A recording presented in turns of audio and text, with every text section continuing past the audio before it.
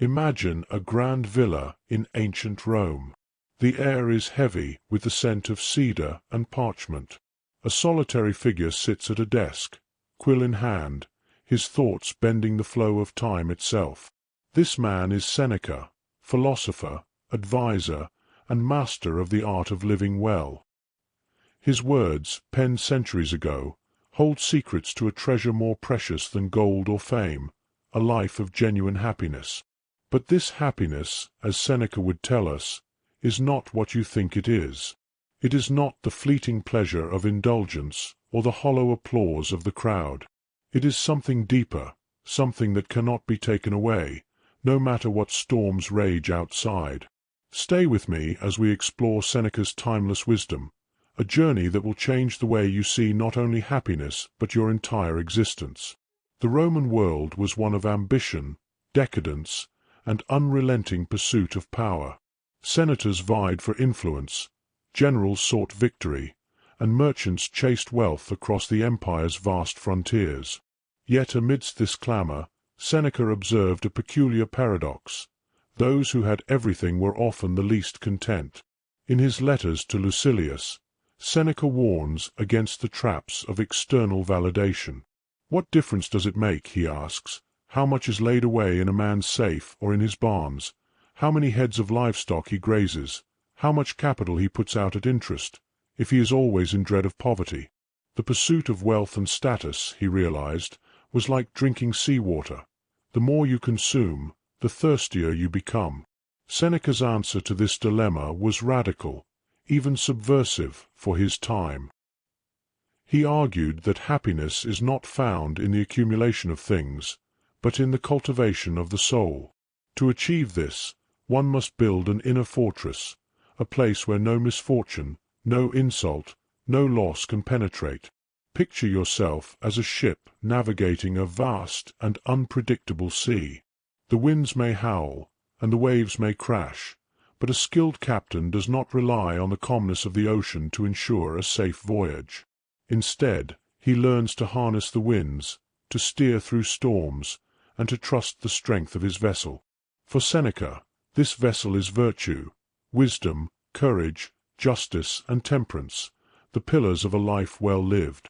In one poignant passage, Seneca compares the soul to a flame. A great soul, he writes, can remain unmoved, even when fortune shakes its lamp. Its light shines even in the darkest of nights, undiminished by the wind. This metaphor invites us to ask, how steadfast is your light?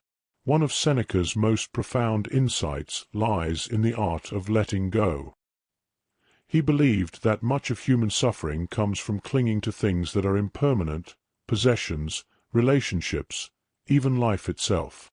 The secret, he argued, is not to deny these things, but to embrace their fleeting nature.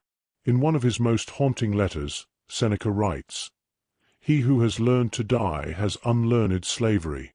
He is above all external powers. It is not a matter of waiting for death, but of accepting it. This is not a call to despair, but a call to freedom. To live each day as if it were both your first and your last is to strip away the fear that chains you to the past and the anxiety that pulls you into the future. Imagine a bird in flight, soaring effortlessly through the sky. It carries nothing with it and leaves nothing behind, yet it is completely free. This is the kind of happiness Seneca invites us to pursue, light, unburdened, and boundless. How, then, do we achieve this state of being? Seneca's answer is surprisingly practical. He urges us to practice presence. To truly live, he says, is to engage fully with the moment at hand, without distraction or regret. In one of his writings, Seneca describes the folly of those who plan endlessly for the future while ignoring the present. We are always getting ready to live, he laments, but never living.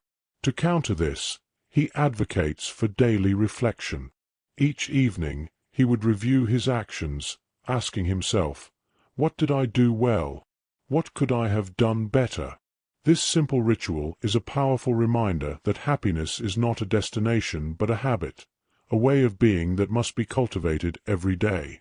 As the years passed, Seneca's life was marked by both triumph and tragedy. He rose to great heights as an advisor to Emperor Nero, only to fall from favor and face his own mortality with unshakable grace. Yet through it all, his commitment to the principles of Stoicism remained unwavering. Today, his words echo across the centuries, a beacon for those seeking a life of meaning and joy.